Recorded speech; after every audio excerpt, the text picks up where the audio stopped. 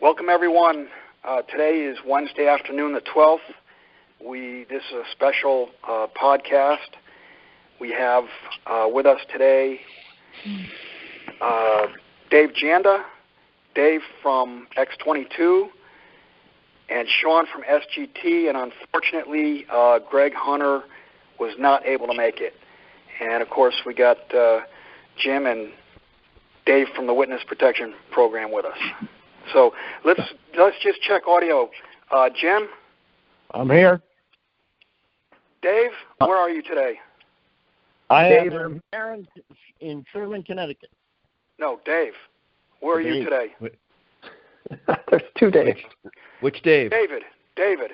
Actually, there's three. It's unbelievable. The whole thing is. We're going to have to say David, Doc Dave, and Dave X22. So, David. Okay. I can't tell you because I'd have to kill you. All right. Sorry. Doc Dave. Present, reporting from the People's Republic of Ann Arbor, Michigan. There you go. Dave from X22. I'm here from Florida. Good. Got your audio. And Sean. Hey, guys. Thanks for having me on. Coming at you worldwide. SGT Report, 24/7. Real news. Real news? What's that? The antidote to corporate propaganda. And that's what we're going to talk about today, right? This fascist social media platforms, the giants that want to crush us and shut us up. Did you guys catch that? Yeah, I know we're all going to FEMA. Anyway, so we at JSMineset, we had a YouTube taken down, never put back up, never even explained, not even a reply to 105 emails. We had our Facebook page taken down, and we consider you four, Greg's not here today, but we consider you true journalists, not the journalism that is fake today. And we want to hear from you. I guess let's start with Doc Dave. Tell us how you're feeling or what's happened with you as far as censorship is concerned.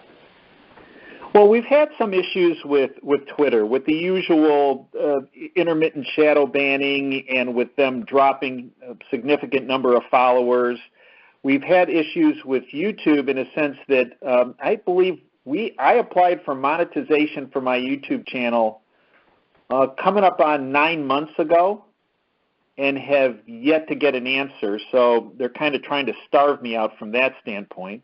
So they can't demonetize me just because they never monetized me in the first place.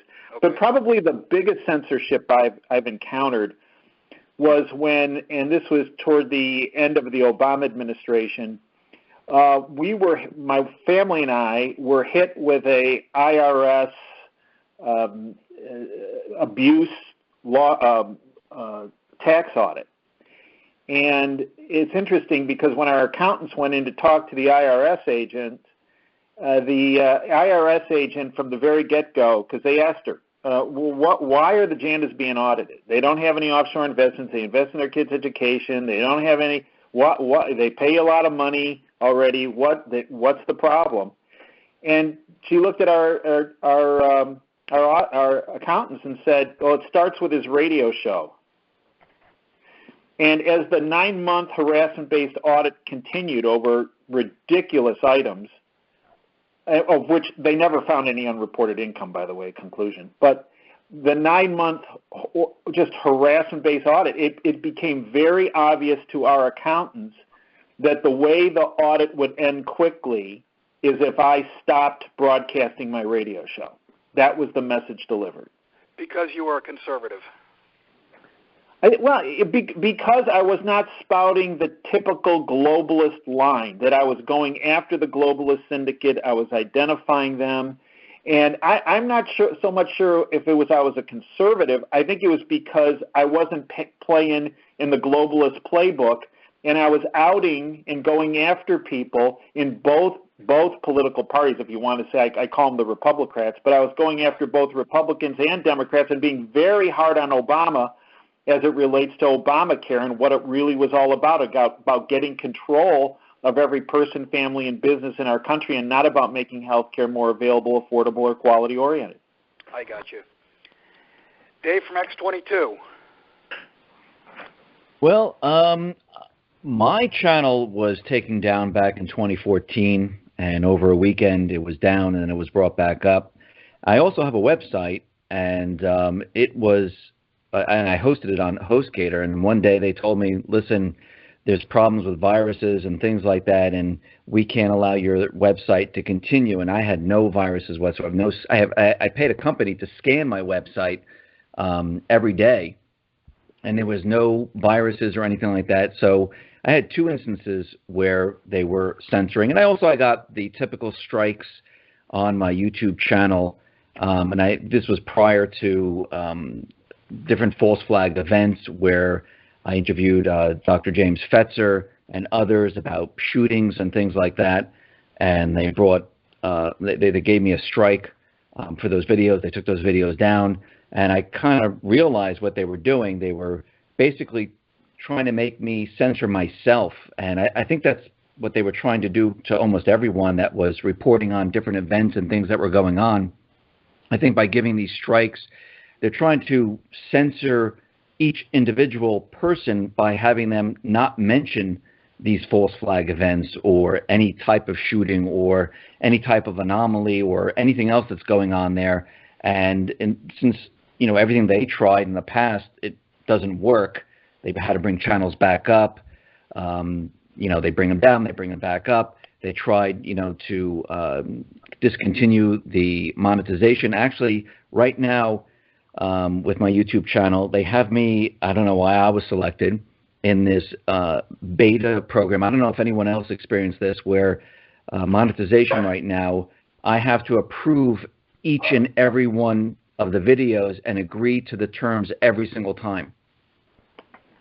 So when I upload a video, it's not automatic anymore like it used to be. It says that, okay, here are the rules. I agree to each one. I'm not going to break it. And then I say yes.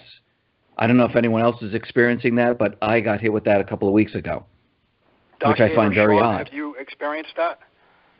Well, yeah. Here's the thing. So I am a YouTube partner, and they made you jump through a certain series of hoops back in 2010 and 11 when I applied for that. They don't do that anymore. I think just about anybody can apply for monetization of videos once they reach a certain threshold. But 14 of my last 20 videos have been instantly demonetized as not advertiser friendly. And most of those videos are interviews. They're conversations with people about the world in which we live. And the point I want to make here is that earlier this summer, my channel was taken down for several days, and the outcry on Twitter, I think, played some role in getting the channel brought back up. The problem is when YouTube hits you with these community guideline strikes, they don't tell you what the strike is for. They don't tell you what the offending language is. And I don't think they can, because their community guidelines are arbitrarily enforced. They're selectively enforced. And the point I want to make here is a much larger point about this selective enforcement and YouTube's hypocrisy. And when I say that, I don't say it loosely. I'm being very literal. The hypocrisy of YouTube has got to be brought into the light, and these people must be brought to heel. And I want to give you a real-world example. I've been talking about this because I'm outraged by it. So my channel, which has been around since 2010, has, I think I'm approaching 72 million views in the life of the channel, over 1,000 videos. That may sound like a lot, but it's nothing compared to Childish Gambino and his hideous music video, This Is America. Now, the performer's real name is Donald Glover. But if you go to YouTube right now and type in Childish Gambino, This Is America, you will see that this video he posted on May 5th of this year. I've been around since 2010, 72 million views. May 5th of this year, it has 390 million views, and it has complete monetization, and it has premier ads. I had to endure an ad the other day when I logged in to check the view count on this thing, and it was an ad from IHOP. This guy has premier ads on this thing, and in this video, he shows the simulated assassination of a man with a bag over his head in a chair, and Childish Gambino pulls the handgun out and literally shoots the man in the head, just like a rated R movie. It's a simulated murder. And then not 35 seconds later, he simulates the murder of an entire church choir with an AK-47. I'm not making that up. It's not an AR-15. He uses an AK-47 or some similar weapon to assassinate a church choir. And this thing has full monetization from YouTube. It is not even age restricted. And my friends, who do you think is watching this crap? These are teenagers tuning in to watch this garbage. And it's been absolutely greeted with esteem by the music industry. It's greeted with the red carpet by YouTube. 390 million views. Do you have any idea how much money that is to Childish Gambino, a.k.a. Donald Glover, with premium advertising on it? And I just want to say one more thing before I turn it back over to you, Bill. When I got my community guideline strikes, they don't tell you what you get them for. They just remove your video, and they say you got one, 2 more, and you're out. 3 strikes, you're out, we delete your channel. This is what they say when they send you one of these community guideline strikes statements. It says, YouTube, it says this, video content restrictions. YouTube doesn't allow content that encourages or promotes violent or dangerous acts that have an inherent risk of serious physical harm or death. For example, it's not okay to post videos showing drug abuse, underage drinking and smoking, or bomb making. But evidently, if you're Childish Gambino, you can show the murder of a masked man and the butchering of a church choir and get full monetization. Hey, Sean, do you believe it really had 390 million views? Well, I'll tell you what, regardless of what the real count is on this thing, he's got full monetization. And I can tell you that 390 million views is worth so much money to this guy that it would make your head spin. Just conservatively, every million views is worth somewhere between $5,000 and $10,000 in his pocket. The reason I ask you this is he's probably made $500,000 off this video, Bill. Well, here, let me ask you this question, and I'll ask for all 3 of you. Do you believe that views are being suppressed? We'll start with Sean. Just keep going.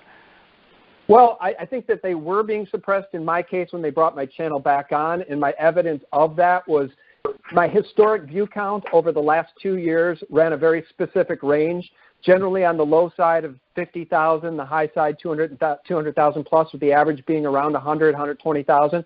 When they brought my channel back, I was stuck in the 20s and the 30,000s, but the real telltale sign was that my average total comments was down 80%.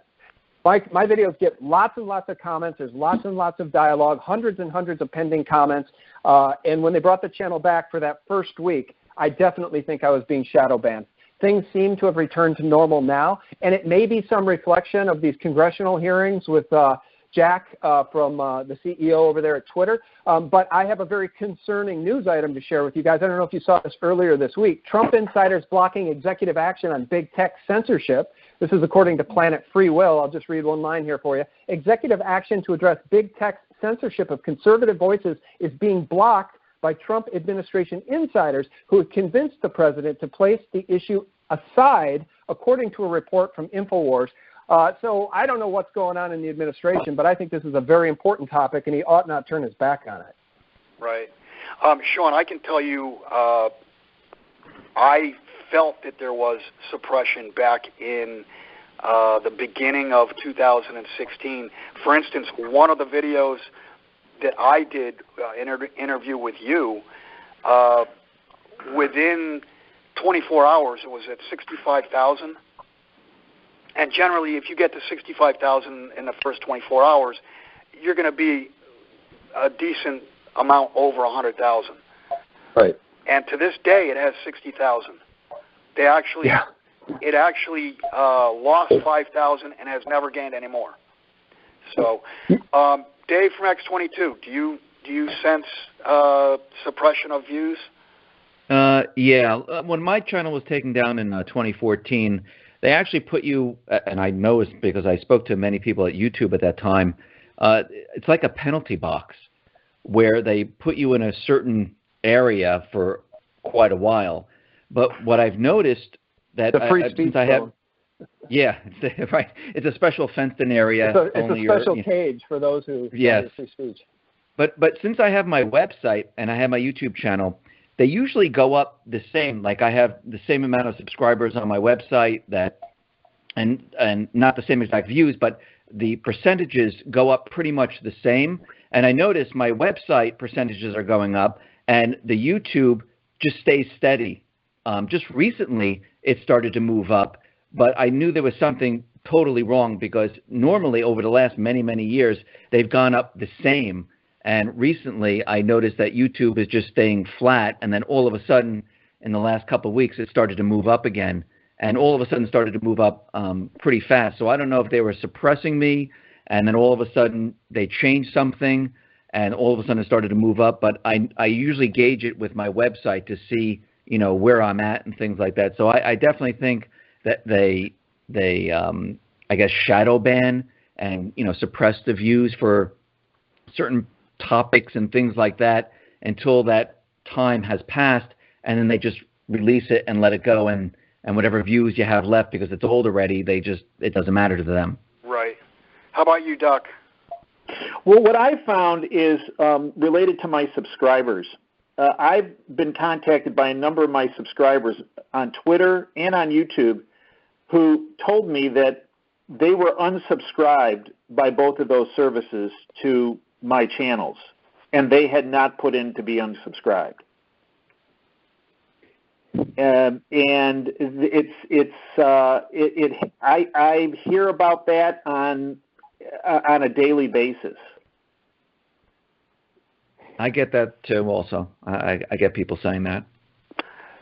So I guess the next question is, what can be done, or what where do the truth tellers go? Sean? Well, good question. I mean, look, when Jack was in front of Congress, he admitted that Twitter's a public square. And Trump has been talking about if these guys continue to censor speech and arbitrarily enforce their community guidelines, not universally but selectively, they may need to be brought to bear as public utilities to some degree. And I think there's a great call for that. Here's the problem, Bill. So our mutual friend Mike Adams has started a website, real.video. And I go out of my way just about every time I upload a video to YouTube now. I put my videos out on Steemit.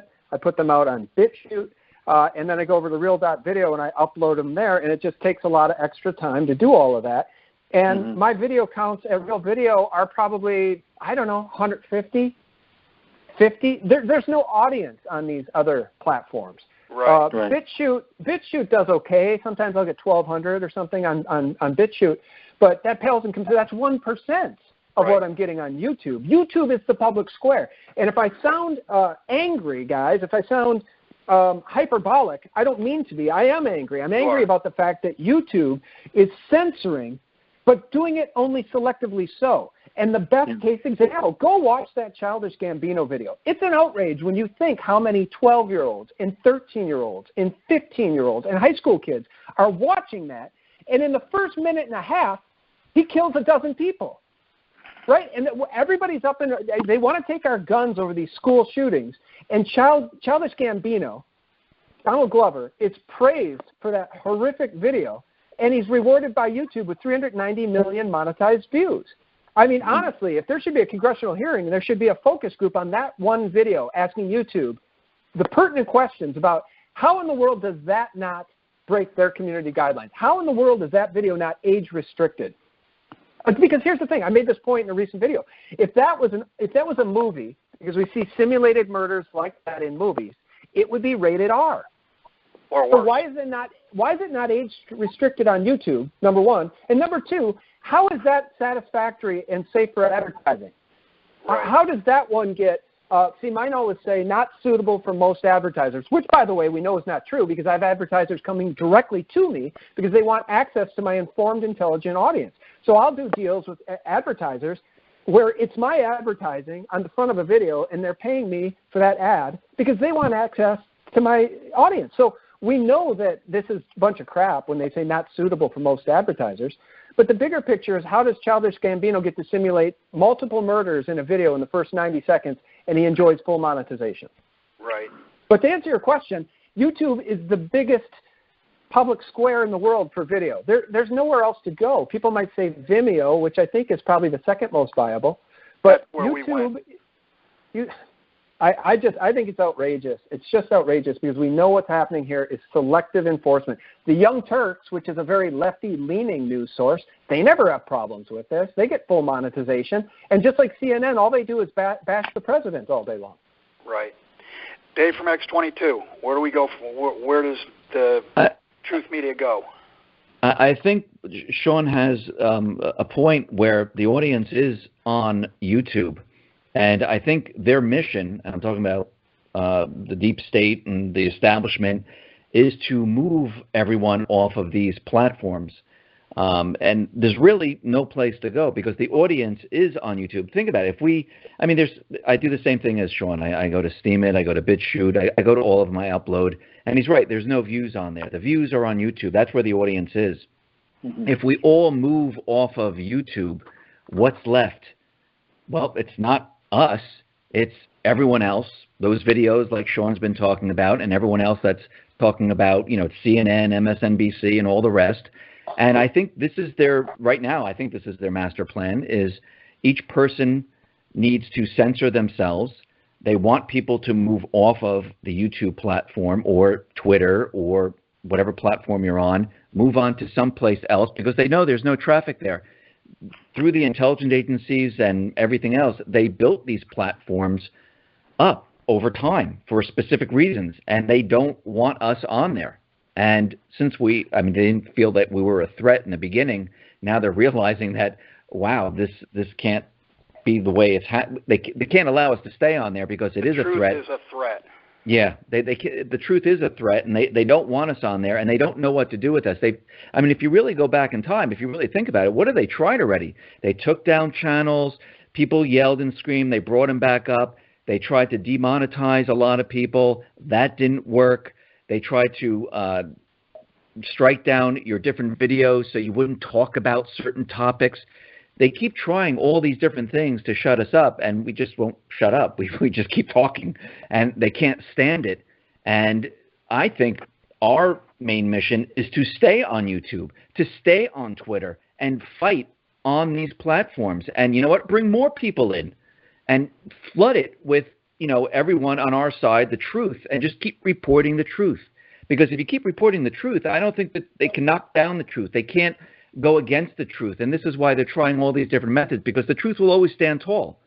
And you can't use propaganda to fight against truth. It just doesn't work. And I think more and more... Go ahead. Oh, sorry. Go ahead. No, go ahead. I'm sorry.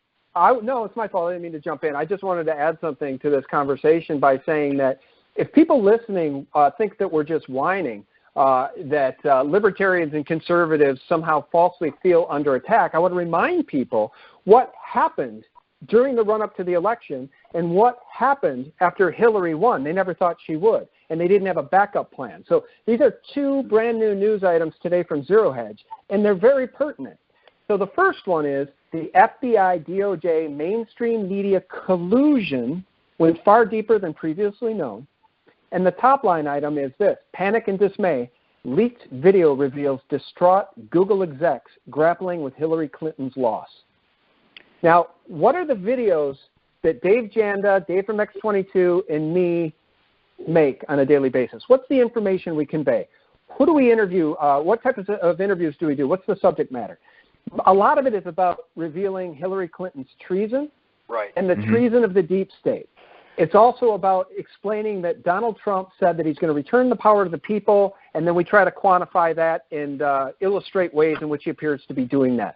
So if Google execs were distraught by Hillary's loss, and Google execs run and control YouTube, does it not stand to reason that they would be trying to put us on a plantation in a free speech cage where nobody can find our work? Does it not make sense that they would try to monetize us or terminate our channels? Of course it does. I would love to see the leaked memos from YouTube and Google about what's been going on behind the scenes about Dave Janda an X22 report, an SGT report, and on down the line. Doc, I'm going to get to you in a second. I just want to interject here regarding the truth getting out. The truth is slowly slipping out. I mean, if you look at the FBI, you look at the DOJ, who's left? Rosenstein and Mueller. I mean, there's been a rash of resignations, a rash of firings, and you can only suppress the truth for so long. So the truth is backing up what you guys have been putting on your channels. And when the dam breaks, then what? So, Doc, in your opinion, where do we go from here? Well, I concur both with Sean and yours, Bill, and also Dave from X22's analysis. You see, these guys are really good and have been really good for decades at playing defense, or playing offense, excuse me. But right now, they're having to play defense. And the reason is because we and a number of other people, including Greg Hunter and Zero Hedge and a number of other folks, are being successful. And this is why they're so desperate and panicked.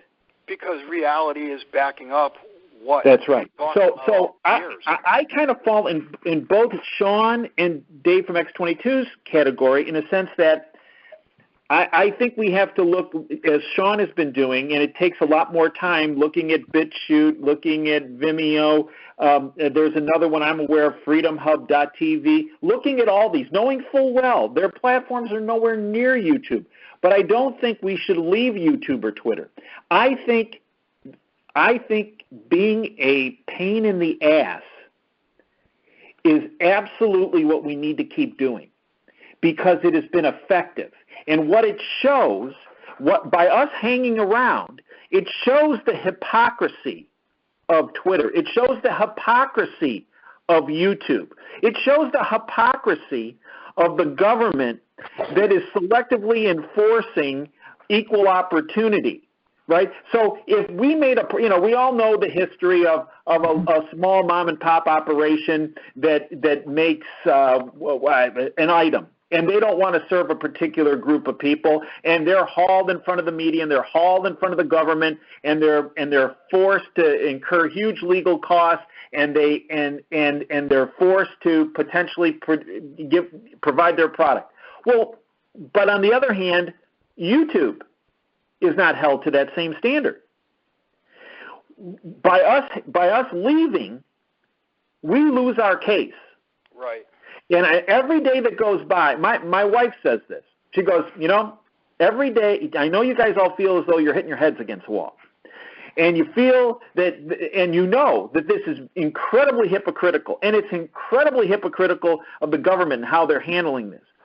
But she goes, just think of it this way. Every day you guys stick around is another piece of evidence that goes on the burning pile that will eventually take down these executives, these companies, and the perpetrators of this censorship. And it goes on the record. Exactly. And that's really hard to stomach. It's hard to stomach. That's why I started writing in the first place, was to be on the record. Dave, Doc, let me ask a further question, and then we'll go back around in reverse. There's been talk of regulation, of turning these into utilities. And I'd have to research, but I know in the case of Facebook, that was CIA money to start. It was government money as startup. Thus, the First Amendment absolutely has to apply to them. What are your thoughts as far as these things being regulated like a utility, and free speech? The First Amendment is something that they have to abide by. I believe when it comes to regulation, they are many times they are put into position to alleviate a situation as we have described. Unfortunately, many times it just exacerbates the problem that already exists because of who becomes the regulators, who makes the decision of what regulation is implemented and what isn't. You see, I believe now that we're starting to see a bit of a reset right now in the rule of law, which I believe will only increase in the ensuing weeks and months, I believe these companies are one class action lawsuit away from the beginning of their destruction. Dave from X22? I believe there should be some type of Internet Bill of Rights that follows the Bill of Rights that we have today for freedom of speech, because wasn't there a ruling on Twitter where Trump was banning certain comments and stuff, and the judge says, no, this is a public platform, you can't ban these individuals because it's a public forum? Good point. Yes, I know. He's a public figure, yes, I know, but I mean, that starts the ball rolling right there because it is a public forum. This is well, not... you're a public figure. We're all public figures in reality. I mean, if you do have a following and you do have, you know, right. and you're out there and you're, it is, you know, you are public, but isn't this almost like going back in time, like you're standing on a box in the middle of a square and you're screaming out, you know, about politics and things like that? Today, this is the modern version of all of that. Exactly. Where we're sitting there, we're screaming, we're telling people this, we're telling people that, and, you know, we're giving information. And if I feel if, you know, Trump can't ban people because they yelled at him because it's a public forum, how do they have the right to ban people who are trying to speak just like the other people are trying to speak? Right. Sean? Well, look, when I was in college in journalism school, I got a BA in journalism, and one of the things we learned about the First Amendment is that I may not agree with what you say, but I will defend to the death your right to say it. That's what needs to occur here, because if right. we're Americans... Let people make up their own mind, hearing every and all sides of the with critical thinking. Say again, Sean? I didn't hear what you said, Sean. I think he cut out. I think Sean just got banned. Guys, can you hear me? Yeah. Oh, there we go. I couldn't hear what you said. Sorry, I've got a terrible connection here on the cell, but I was just saying that either we have a First Amendment and we're free or we're not, because what's been going on YouTube is a modern-day book burning, and even though I got my channel back and X22 got his channel back, there are many channels like High Impact Flicks who had their channels terminated. That guy had over 550,000 subscribers. They terminated his channel overnight. No strikes. He wakes up the next day, his channel's gone, and he still hasn't gotten it back. This is a modern-day book burning, and it must be brought to heel. And Sean, if you notice, they always do it in the middle of the night. They send you the email, like 2 in the morning. Did you ever think they're the modern pamphleteers of the revolution? That's really what you're doing? Well, Bill gave me that compliment on our last interview, and I had to check that. I said, remind me what that is. He said Revolutionary War. I'm like, you're absolutely right. Henry, that's right. You know, that's what we're trying to do. And YouTube doesn't like it one bit. Google doesn't like it one bit. Yeah, but it was low tech. You guys are high tech. You're reaching more people. Therefore, that goes in the dangerous list. Thank God Hillary wasn't elected. Thank God, indeed. Yeah, we'd all be in a FEMA camp. Well, be careful saying that. I said that recently in an interview with Sarah Westall, and Right Wing Watch featured me saying that I would be in a re-education camp or possibly not even breathing currently. I saw that. Doc, that's fine. I mean, so YouTube shuts it down, we will have it up. I mean, this will not go in the garbage bin. So let's change gears just a little bit. We've talked about censorship. What do you guys think about I guess the number is now, 57,000 sealed indictments? Amazing. Sean? Well, I'll tell you, I'll stay on the line and I'll talk in the car. I have to get in the car now and take my daughter to her horse lesson. So I'll turn that over to somebody else, and then I'll still be here listening. I'll chime in a minute here. Doc, why don't you start? Well, the first thing is many people believe these 50,000, 51, 57,000 indictments don't exist. I do believe they do exist. I believe we've actually been seeing some unsealing of them. They're on a government website. They are, in fact, on a government website. I know, Bill. But, it's amazing the pushback you get, as you know, when you start talking about these numbers. The bottom line is I do believe we've already seen some unsealing preliminarily of these indictments, whether it's, it might be Chris Collins, it might be Duncan Hunter, it might be the 100 priests. But there has gradually been, maybe slower than any of us would like, but an unsealing of some of these indictments. I do believe they will, the vast majority will be unsealed. There are some, I believe, that will not. I believe that the ones that will not be unsealed are people that will be used for, if you will, toward leverage. We're not going to unseal this, but you're going to go away and you're going to turn over state's evidence on this. I do believe there are going to be some primetime players. I have been on record saying one of the more prominent people that I believe will be one of the first that will be indicted is the former director of the CIA, John Brennan. I hope you're right. I pray you're right. From your lips to God's ears. Dave from X22, what do you think about the sealed indictments? Well, I definitely think they exist, and I think what's happening right now is they're getting the public used to everything that's going to happen. I mean, if you really go back a little bit in time, and you can see what Trump has been doing, you can see what Huber, you can see what Horowitz have been doing. They've been preparing everything, and actually lately Trump is preparing the public. Look at his tweets. Look what he's been saying about Bruce Orr, Nellie Orr, about Strzok, about Page, especially about Clinton, treason, and everything else. What's happening now, and this is my opinion, is I think he's preparing the public for when they release the unredacted 20 pages of the FISA. Maybe they'll even, release something even larger than that. But I think this is the beginning phases, and I think they're doing this on purpose to get the public used to the idea. Now, we know that the mainstream media doesn't really cover a lot of this or any of it.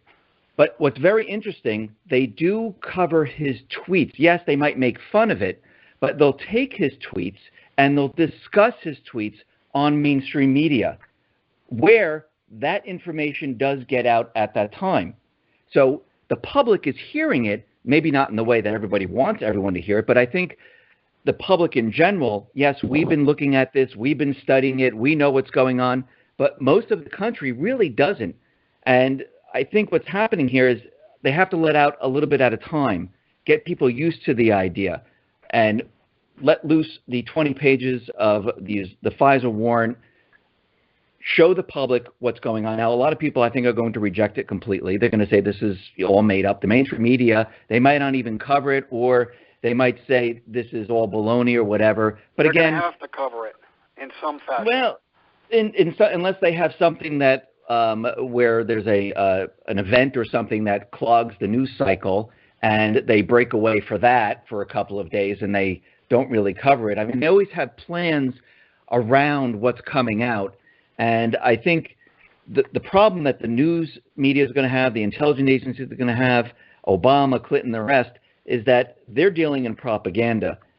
The investigation is dealing with facts. It's dealing with documentation. It's dealing with videos. It's dealing with signatures. It's dealing with the chain of command. It's dealing with what really happened here. And they know they can't fight against this.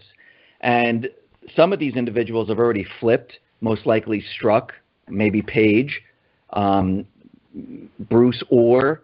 I think a lot of these individuals have already flipped, and they're going to be testifying against other players in this whole big thing. And I think what's happening right now is getting everyone used to the idea that these people did these things, and I think it's going to rock the nation. I think the nation is going to have to get over this and understand it. And once that happens, I think then we're going to see some of these indictments come out, because I think it's all being done in phases.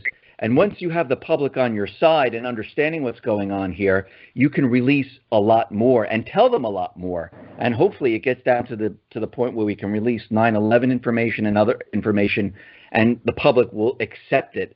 And I think this is the approach that they're taking. Before we get to Sean, I want to mention, and I've mentioned this in several interviews, because people are, I want it and I want it now. Where's the arrest? Where's the perp walks? Remember, over the last year and a half, President Trump has been appointing judges, federal judges, all over the country. And at the end of June, he appointed 300 new federal prosecutors. So it would not have made any sense if all of a sudden he got into office and last year or early this year, people were arrested and brought in front of judges that were in Hillary's, Obama's, etc., in their pockets. What good would that have been? Would that do? They could never be tried again for the same crime. So there had to be some groundwork laid. Sean, where do you stand on these indictments? Can you guys hear me okay? Absolutely. I'm in the car. Okay. No, I agree with my two esteemed colleagues. I think that they're real. I spoke with an Anon, very bright guy, 412 Anon. I've done several interviews with him and others about the sealed indictments. His daily business, his field of expertise is dealing in volumes of information like that and creating spreadsheets and vetting the information. He's vetted those out. He believes them to be real. And did I say resignations? Because that's what I was driving at. The resignations may even be as big a deal. There's a record number of resignations from high-profile companies, many politicians who have vowed not to run again. I do think there's a sea change, and I think all of this is real. I think one thing we need to be careful about, though, in the alternative media is the urge to run with something juicy before we really vet it out. Because I saw recently, I had somebody sent me, and you guys correct me if I get the name wrong, I think it was Kasich on one of these morning shows. I think he misspoke when he said it's been 24 hours since McCain was put to death. And I think what he meant to say was put to rest.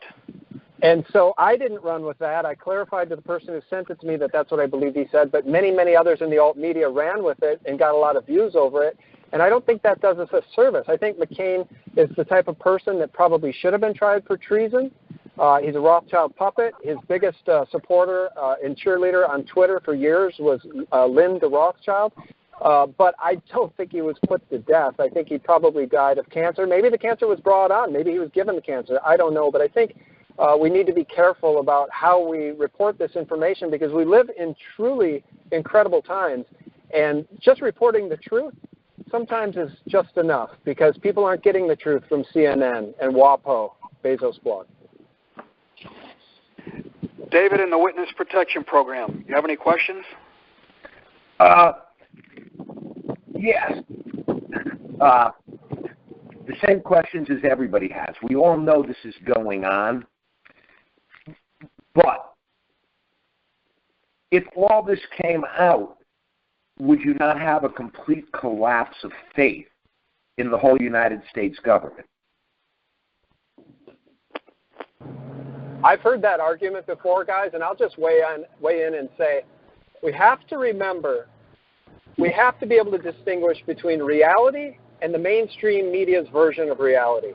Because the mainstream media's version of reality would have you believe that President Trump, candidate Trump, had no chance of winning the election.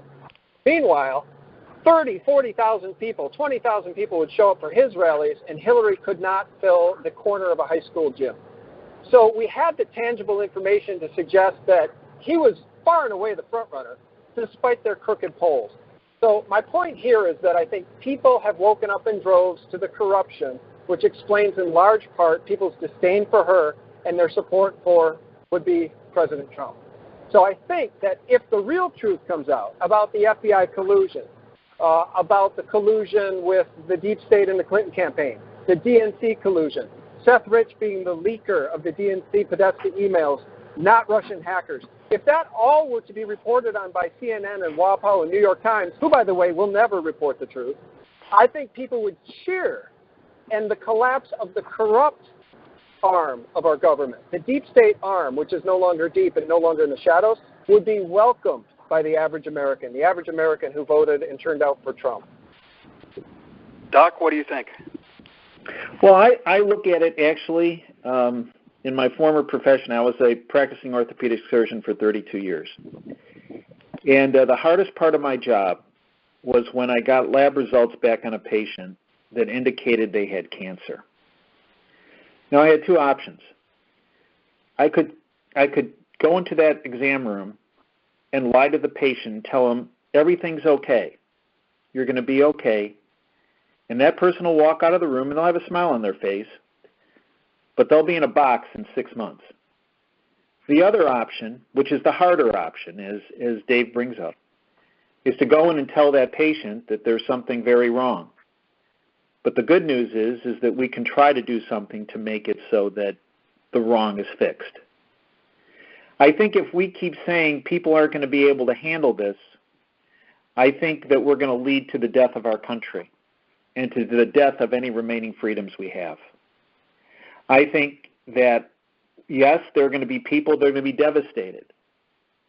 But again, part of this is not only telling people of what the problem is, but that the good news is that there is a brighter future down the line. And it might be a rough whatever time period. But this is not something that has to continue. And I have to say, of every patient I ever told, and I always elected to tell them the truth, you might shed some tears, and do shed some tears in that exam room, both the patient and the doc. But I've never met a survivor that was lied to. Good point. Dave from X22. I think that telling the truth, yes, it might hurt in the beginning. Yes, it might be difficult in the beginning. But I think people would rather hear the truth than more lies. And I think the American public, some form or something, that they realize something's wrong. They realize something's not right. But I really do think that Trump has been playing and using this strategy in a very strategic way, especially with Sessions. Because we have to remember, Huber and Horowitz, they investigate, then they hand off the case to Sessions, and then he prosecutes. And if you notice, Trump has been continually, bashing Sessions, saying you got to do something, do something, do something, do something.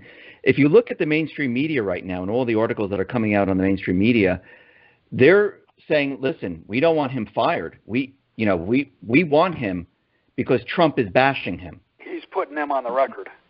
Right. He's definitely putting him on the record. And actually the left is supporting Sessions. That's and what I think I'm saying. this is, yeah, I think this is being done on purpose, because if you're supporting the person that's going to prosecute all of this, and you're supporting, saying he's right for the job, this is the guy that we support, the mainstream media is out there saying we support him, I think strategically they were able to pivot everyone towards Sessions. And now when this information comes out and the investigators hand over the documentation, well, what are they going to say? You don't want Sessions now? You told us, and we have it in all the articles. You have, the support. We've done polls. You want Sessions to stay. We don't want Trump to fire him. He's not, politically entangled with the administration. And I think they've done this very, very strategically in a way where they have the ability now to convince the public that, yes, this did happen.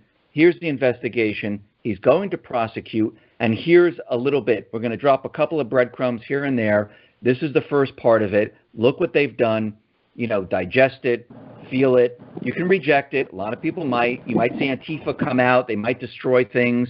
The deep state might try to, do these things to, get something in the news cycle or whatever.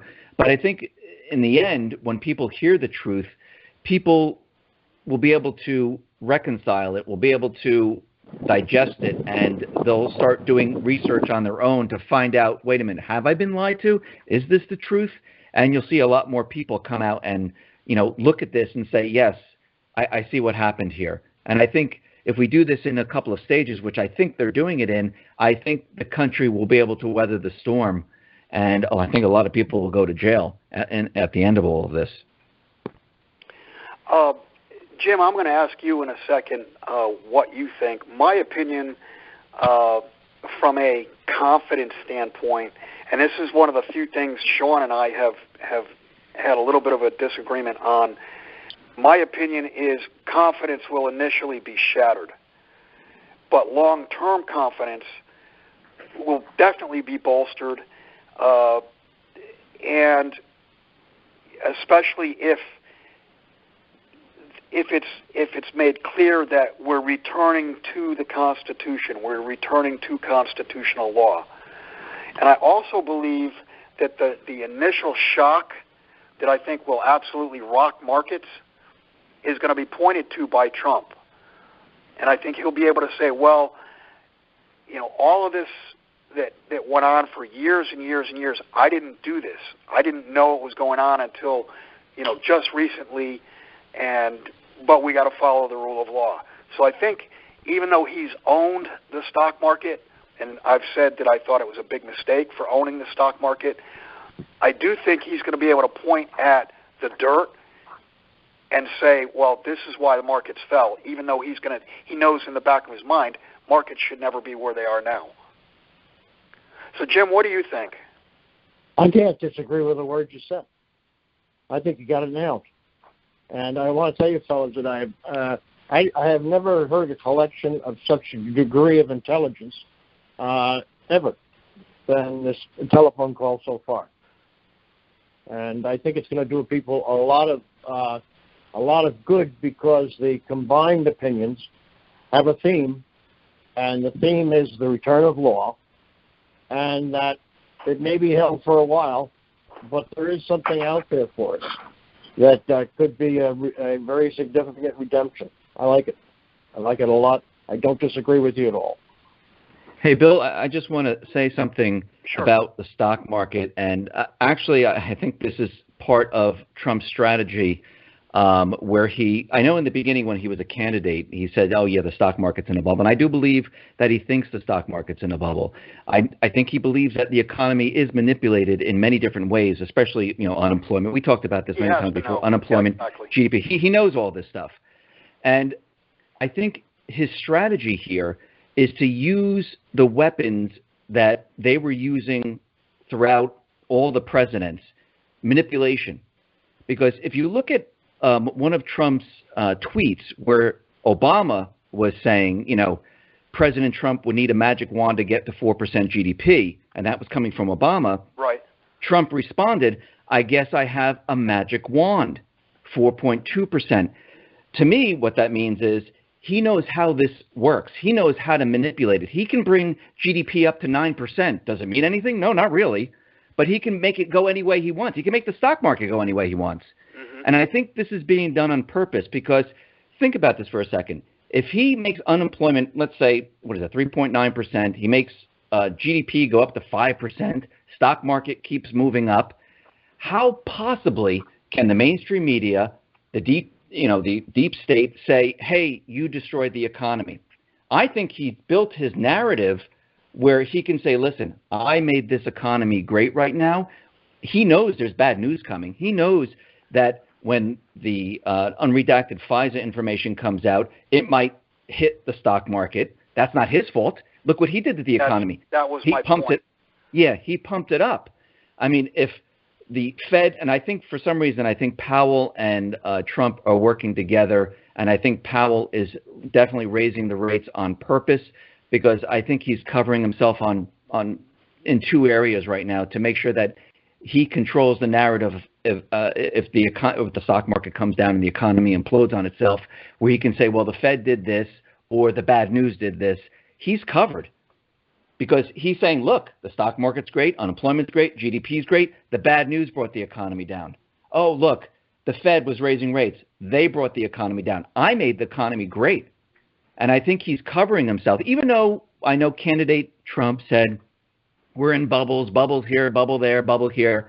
I think he did this on purpose, and he's using their weapons against them because he knew eventually all of this was going to come out. I mean, think about it. Why are all these people trying to get him out of office? It's not because he's racist or because he makes fun of people, because they're afraid of the truth.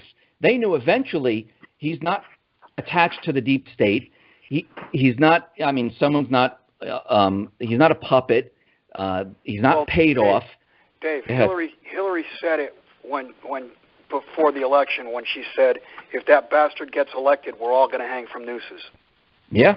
I mean, he told her, you're going to jail. That's why they want him out. Yeah, absolutely. David, do you have any other questions? Not so much questions. You know, what we're looking at is it's like a Rubik's Cube. If this happens, that happens. If this happens, that happens. And, you know, as we look at the situation here right now, what we're looking at is we're all talking about confidence. You know, what does the American public confidently believe? They believe as long as the stock market goes up every single day, everything is okay. If the stock market stops going up every day, all bets are off as to what the public's going to think and how this is all going to be perceived. And as news comes out, will they try and brand it as fake news coming out of RT-TV? You know, Russia said, Putin said. So as we go forward, we're going to have to be careful and see what happens and try and, you know, develop our views as we see how this unfolds. Because I said last Saturday and I say today, the biggest news for the American public would be that 9/11 was an inside job. Absolutely. Well, let's do this. Let's wrap it up, but well, I'll ask each one of you for some closing comments or overviews or whatever, and we'll start with Sean. Sean? Well, thanks for having me on, guys. It's a real pleasure to spend time with you, and I appreciate all your voices and perspectives very much. And I think Dave is right. 9/11 being a false flag operation, it was really getting under my skin on the 10th and yesterday that I kept seeing, even from Q, never forget. And I responded to that by saying, never forget exactly what? What exactly are we to never forget? How about never forget World Trade Center 7 that collapsed at 5:25 in the afternoon and it was never hit by an airplane? How about never forget the fact that the BBC reported about the collapse of that building 20 minutes early? Live, with Jane Stanley reporting live from New York City.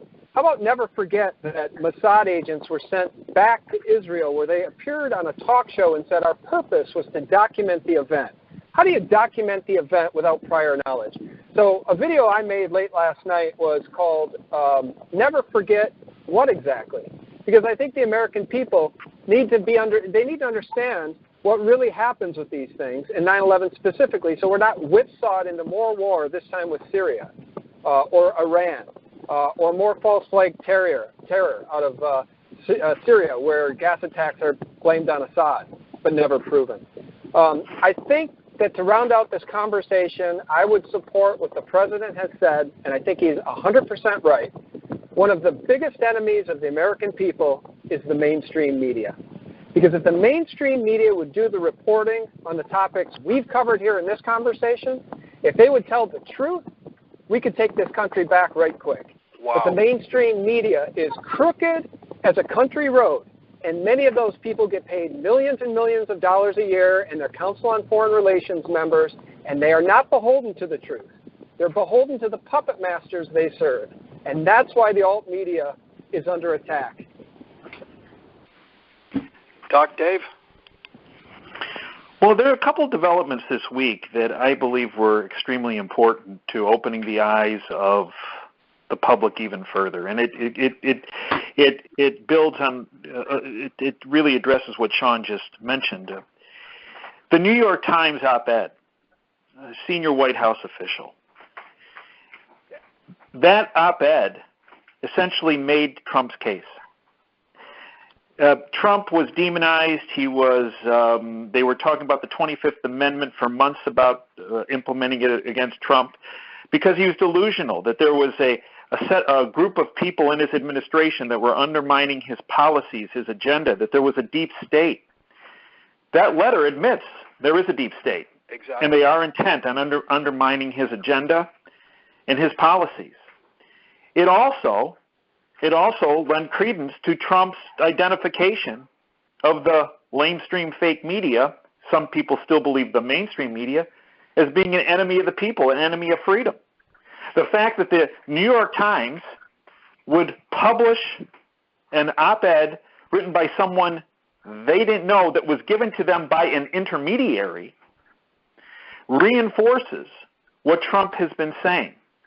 And I do believe that what we're looking at is a reset of the financial system, but also of the rule of law. And I believe that was battered home this week as well in the Kavanaugh hearings. There was a 5-minute clip. It was a 30-minute question answer of Lindsey Graham of Brett Kavanaugh, and I'm sure you guys saw it. And in particular, there's a 5-minute clip of that 30-minute session where Lindsey Graham goes through these litany of questions directed at Brett Kavanaugh about essentially the rule of law, about military law, about tribunals. That just didn't happen. That's never happened before, Dave. And it's right, and I did some research on it, and I could not find any evidence at a Supreme Court justice's appointment hearings where military tribunals, military law was brought up, and not just in passing, but 5 minutes. Yes, specifically. So I do believe that when all is said and done, we are in the midst, I believe it's already started, of a reset of the rule of law, a reset of the financial system. As Dave and Sean and Dave and Bill and Jim have outlined, this has been slow-walked, if you will. Slow-walked, but it's been slow-walked for a purpose. And I do believe the speed will gain momentum. We will gain momentum with the speed of the reset. Some of that will be out of the hands of Trump. But I do believe that what Trump and the people around him are trying to do is that, and it goes back to your previous question, is that as this reset unfolds, to try to minimize the despair, minimize the paralysis of the general public. Good point. Dave from X22. I mean, I agree with both Sean and Dave, and I do believe that all of this, what we see happening right now, is in preparation for the truth to come out. And I'll go back to my previous statements where Trump continually tweets, don't believe anonymous sources, telling the people that, listen, if a story is created and it's an anonymous source, you need proof. Who is this person? Where did you get this information from? I mean, how should we believe this? And I think all of this, everything that you're seeing right now is being prepared for the general public, not us, because, we've been researching this stuff. We've been looking at it. We've been dissecting it. I think it's for the general public to get them out of this whole brainwashed propaganda, mainstream media, story time, thing that they've been watching for many, many years. Because people really, and I speak to neighbors and stuff, they really believe the mainstream media. I mean, if they say that Trump is a racist or they say something else, they just believe it without any proof, without any research or anything like that. And I think what is happening here is Trump and those people who are working with him, they're trying to break them of this, get the public prepared. And I do believe that eventually, once we start to hear the truth and people are accepting, and I think as time goes on, we will start to hear more of the truth about 9/11. I think if 9/11 truth came out right now, I think a lot of people would have a huge problem. We might even see a civil war over that. Or it's the biggest truth bomb, right? With the exception of maybe JFK. I mean, if you heard both of those come out at the same time, I think it would be disastrous. I think just, for those people that have children, you tell them certain things at certain times, and you build up to, whatever you want to tell them. And I think this is the same thing. A lot of people have been brainwashed over the many, many years, and to break them of this, you just can't hit them over the head. I mean, think about I remember when I woke up, and then you probably remember when you woke up, you go through different stages. You reject, you become angry, you start to do research, you want to know everything about everything. And I think those people haven't been following along. They're going to go through the same exact steps. And you just can't hit them over the head with, 50,000 indictments, unseal those, tell them about 9/11, tell them about JFK. It just wouldn't work. Yeah, pedophilia and what's been going on with everything. It'd be impossible. And, I think they're preparing the truth, and I think they're going to do this in steps. And I just want to thank Jim. I want to thank you, Bill. I want to thank everyone else for having me on here and having this discussion. I really liked it, and I appreciate it. Thank you very much. Jim, do you have any final comments? Well, I mirror what was just said. I've been discussing with you whether an indictment means one singular person, or is it one crime of that person, which could change the number significantly. And I've got this, so far the legal opinions I've been able to hear and the opinions that I've gotten is that's 51,000 or 57,000 individual people. That's huge. And if that is correct, the only way to take care of it is a military tribunal. And the people don't necessarily need to know that they're being investigated. The whole idea of a sealed indictment is that they shouldn't know. Right, so they don't flee. Okay? So, I agree completely that if all this was to come down at once, it would be beyond the public's ability to deal with it. And yes, it would have an effect which could be considered a form of civil war. So I found this to be one of the most enlightening conversations I've listened to. And although I wish I had added more, I just wanted to take it all in. And I want to thank everybody who gave their opinions, because I think they are opinions that if this a conversation is listened to by anybody with an open mind, it would be an epiphany for them. So thanks, guys. I'm proud to have been part. Thanks, Jim. Thanks, Bill. Thank you to everyone. Thank you. Thank you, Sean. Thank you, Doc. Thank you, Dave. Thank you. You guys are, as I wrote on the invitation, you guys are true journalists. And I would add your patriots. Yeah, the modern Patrick Henrys. Exactly. Yeah, exactly. That's who you are. So, well, thanks again. We'll get this posted, and we'll send you a link to it. Fantastic. God bless, guys. Thanks. See you guys. Thank you very much, guys. God bless everyone. Thank you very much. And thanks for everything you do, Bill and Jim. Where we go one, we go all. There you go. Yeah, that's right. Bye-bye. Bye-bye, guys.